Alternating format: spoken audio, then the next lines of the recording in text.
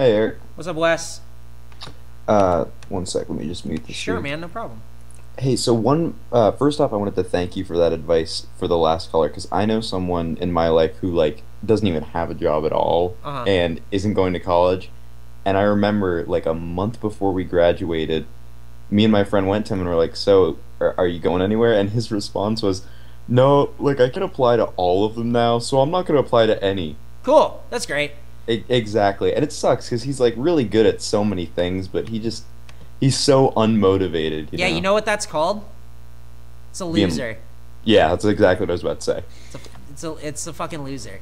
Because you can be doing so much and you're doing nothing. Yeah, it sucks. It's a bummer. It's a real bummer. Sometimes you have to hold people's hands and sometimes you have to kind of like kick them in the ass a little bit and go, "Man, you can do Exactly. it." Oh, and that's the worst part. This guy is really sensitive to like patronization. Hmm. So there's nothing like I'm in no position to help him because if I do, he gets really like offended. You know what Yeah. I mean? Well, Like offend he them. can Hey, Yeah. hey, man, offend him. Because Oh then, yeah. then I guess, hey, then I guess no one's gonna do anything for him at all, and he's just gonna keep doing nothing. Yeah, no, it's getting to that point. It just sucks because I mean, it's not even like what I'm trying to say is if I say it's this bad. It used to be if I told him, "Oh, you should play this game," he wouldn't do it because he wants to figure it out for himself. Ah, cool. He's got some like weird thing going. It's I like know a people. I parental get thing. it. I know people like that, but you have to talk to. I don't know. You Yeah, just talk to him straight and go, "Hey, you should play this game." Whoa, and they give you fucking pushback. And you go, "Whatever, don't yeah, fucking play it. I don't give a shit. Do whatever the fuck you want." exactly. You get mad. That's Hey, get mad exactly at it. them for getting mad at you. Fuck them. Thank you for the advice. And I had a thing to say about some other advice you've given kind of Sure. frequently. You've always said that when you're older, you look back on relationships and they're totally not what they are now. Yeah, I think you look back at them with like rose-colored glasses. Yeah. Yeah. So I had a question about that, which I would love to hear like all the other guys' opinion on this, but I thought you'd probably particularly have a good story about this, Sure. with no names, of course. I was wondering if you had any story about something you said or did for a girl a few years ago that you look back on now and you're like, "What? Why the fuck did I do that? That's so gross or No, sappy." it's the other way. I look at stuff that I should have done. Oh, really? I look at stuff where I just go, "Why didn't I make that effort?" Like, Hmm. I I think you get in a relationship for a really long time and you get complacent and you get tired and you just like, yeah, we're in like this routine and it's comfortable. And then you're asked to make an effort to do something different, or you're asked to, I don't want to say go out of your comfort zone because it's not that, but it's something that you can do and you just choose not to. And I shouldn't keep saying you because it's me. I was asked to do something and I just chose not to do it. And it's like I look back at that and I'm like, man, I really didn't give my all. And Right, right. that really bums me out and makes me feel really bad for the person that I was with, because if I wasn't giving my all, why would they even why even be with me? Yeah, totally. If I'm half-assing it and just going like, "Oh yeah, well, no, I'm not going to do," like, why? Then we must not be the right fit, because I look back at that and just go, I would absolutely do that for other people. Why wouldn't I do that for her? Yeah, yeah. Yeah, I wanted to say too, I love going back. Thank you, Royce. Listening to all the choices of the after show when you guys talk about like real stuff, like Hmm. even like sad things because there's so I love the podcast so much, but it's all just bullshit. It's all so funny Hmm. that when it gets real and like we really get to hear you guys dealing with actual stuff, I Hmm. love it. I just love hearing like the way you guys actually act in real life, you know. Off Thank you very camera. much. I'm glad people can seek that out and see it. I don't know. I just the stuff that I read on the internet, people are like, "You're a dick." That's fine. I don't really give a shit what people think about me. But That's like, good. I'm a normal, regular person that's gone through a lot of stuff, just like everyone else has. And all Yeah. I can do is try to impart whatever wisdom I have at 27 onto kids who are younger. You know what I mean? I Yeah, wish that's that I had someone that was a little bit older just going, shut the fuck up. What are you doing? So, I don't know. I just don't, I didn't have someone like that, and no one talked to me straight about it. Everyone gave me like a nice kind of like, "Oh yeah, like a little, here's, oh yeah, you can get some help and we can try." It's a lot of try and maybe, and we can probably maybe. It's like, no, you just got to be like straight with people. I think to be in a relationship, you just have to communicate. Hmm. I don't know. But Yeah, maybe that's I'm something. Just, but maybe No, I'm just a dick. No, no, no. That's something actually I was always way into you guys when I was like a lot younger, when YouTube was like first around, you guys first popped up on there. Uh, And I remember listening to the podcast once and being like, I don't care, this is just people talking. And then one day I went back to it and listened to it when I was like 6 months older, which again, when you're like 14 or oh, 15 or however it's a old it very was. long time, of course. Yeah. And I was like, oh, this is actually good. This is really good. And one thing you guys taught me from a very young age, Uh-huh. and you guys have to say to almost every other person who calls in and no one gets it, is just be a normal dude. Don't Exactly. don't do anything weird. Don't try to be like real funny, because if you try to be real funny, it's not funny. Just be a person like you Exactly. are in real life. Yeah, have your natural sense of self, some cool personality. Just talk to us like we're regular people, because we're just regular people. It's fun when Kevin and Rocco get on here and they're doing like a little bit. That's fun. Yeah. And then like when Sean's on here and he's doing like a little bit, that's fun. I like to get on here and just talk to you guys. I think Yeah, I think love you guys that. all have you guys all probably have like pretty interesting stuff to say, and you have questions, and I'd love to like talk to you straight, because I don't really have a chance to do that, because when they're written out and I get them on Tumblr and they're anonymous, I don't take them seriously, Uh-huh. because there's no weight to anything you say. But speaking person to person, I think it's a lot easier. So I don't know. It's nice when hearing what you said. I really appreciate that. Yeah. And I'm glad that you can go back and read that stuff or see that stuff that we talked about or whatever. Because I'm gonna look at everything that I said in a year and go, well, I'm fucking dumb. Why did I think that?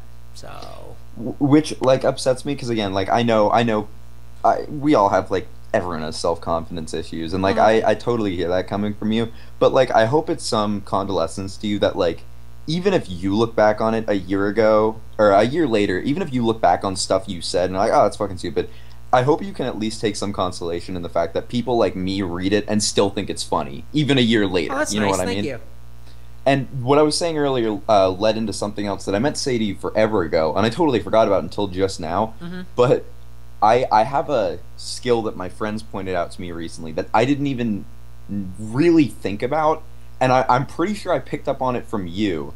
But again, if I'm with people like in one of my classes or something, if they're a normal dude, if they're nice, whatever, I don't care. I don't care if you're like way into sports. I don't give a shit. But if you're being like a douche or going out of your way to be really annoying, I have this thing I do where I kind of start putting them on a stage in front of everyone else. I'll ask them questions Yeah. that they answer honestly, but they're a douche. So when people hear them saying this shit, everyone's like, "Oh, fuck that guy." Yeah. And the only guy in the room who doesn't realize it is that guy. And I swear to God, I picked up on that from you, who would just have a little banter with callers who are like 13 and don't get it. Yeah, it's know what I just mean? it's when you, because everyone wants to do a bit and be the funny guy. And I've talked to Derek about this too, because Derek's like, I think a big problem with what's going on with everyone today is that everyone thinks they're funny. Everyone's a comedian, Yeah. and so everyone has a problem with getting like talking, like getting real. It's like, okay, yeah, so let's cut the shit, no more bits, let's talk one on one, and then it becomes, I don't know. I find that more entertaining than somebody calling in and going, yeah, this is my shine, and here's my bit, and I'm doing a funny thing, and it's like, okay, yeah, I don't care. Exactly. So I'd rather just have a one-on-one, like a nice one-on-one conversation with people. Exactly, and that's why again, that's why the podcast is perfect. Because I mean, you guys are all funny people, Yeah. but you don't sit down on the podcast and be like, "I'm going to tell so many jokes tonight. Yeah, It's going to be yeah, great." we just riff, and that's our chemistry together, knowing each other for a decade. You know what I mean? And that's the funniest shit there is to me, is just people talking. Well, I'm glad you like it. Thank you for being a fan. I really appreciate it. Hey, are there more people on call? Like, are there more people waiting, or is it kind of slow tonight? Because I have more questions. If Hit me with a couple, but there might be a couple other people calling in. We'll okay, so I don't know if you still do, but you lived in a pretty bad area of Southern California, right? It wasn't like bad, but it was Anaheim that was a little run down.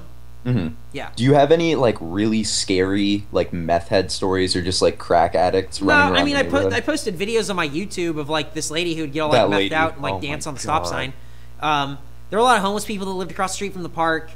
Mm-hmm. They didn't really fuck with you though. Like none of them did, Mm-hmm. because they didn't want to get fucked with, because they just wanted to be left alone. Uh-huh. Just a lot of homeless people in the area.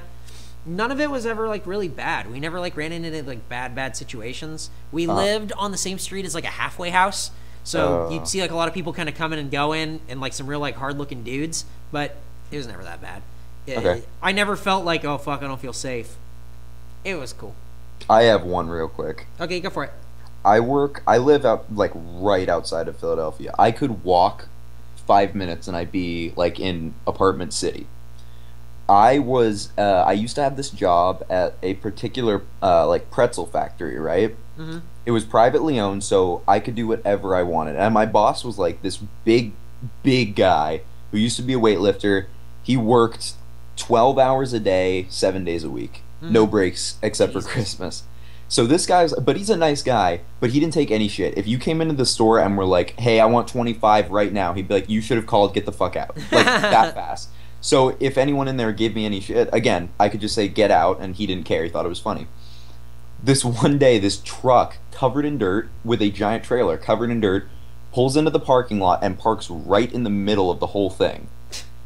A guy not wearing a shirt, the dirtiest guy I've ever seen, gets out and crawls on all fours into the store, opens the door, hisses at me, and starts pulling all the sodas out of the machine and rearranging them. This other dude walks in, again, dirtiest guy ever. His eyes are shut. Like, shut. And he walks up to the counter, hey man, you guys sell pretzels or like donuts? And Will immediately is like talking to this guy and just screwing with them. The other guy crawls on all fours up to the counter and just starts looking at me. What the fuck? And I was just like, you know what, guys? Here's like 6 pretzels. You can just have them. And the guy was like, oh, cool, man. The other guy grabs them out of my hand, crawls right out of the store. They get back in the truck and drive in 3 more circles before they left. Fuck yeah. Dude, meth heads rule. Yeah, that place was so sketchy. I had drug dealers one night, like, it was the most innocent thing, too. One day, there's always drug deals outside, right? Like, every day. One day I'm watching, and I make eye contact with one of the guys. And he just stares at me for like 5 minutes. Oh, shit. After they leave, I think it's over. But 10 minutes before my shift gets off, no one's coming in, a car pulls up, and that guy and the other guy get out and just stand right in front of the store looking at me and smoking cigarettes. I got on the phone with my friend. I got the biggest knife I could, which I kept under the counter. I always had a knife under the counter. I put it right on the counter and looked at them while I'm on the phone, and I said, dude, if I hang up, call the cops. They left after like 20 minutes. I think they just wanted to scam me. Jesus Christ, that's fucking crazy, dude. That job was minimum wage. And the only redeeming factor about it was that they didn't give a shit what I did. Oh, there you go. That's all you can look for. Cool. Dude, working outside of Philly is scary. Yeah, it sounds like it. One day my coworker had to sledgehammer the door down because a homeless guy slept in there and locked himself in. Like, awesome. Yeah. That's pretty cool. You never thought like working retail in a pretzel factory would be like scary as shit. Yeah. Yeah, but I'm so glad I had that done. Like, I treat retail people so nicely now. Yep. I think everyone should work retail because you'll get it. Yeah. And it gets me places, dude. I have this guy named Brian who works at this store I frequent. He like gives me free stuff all the time. He loves me. You just have to be nice. Just be cool, dude. It's what we were talking about earlier. You just have to be a regular guy, a cool dude. Hey, Wes, I'm going to jump to another call, but thank you very much for your call. Thank you so much, Eric. Have a great night. Right on, man. You too. Night.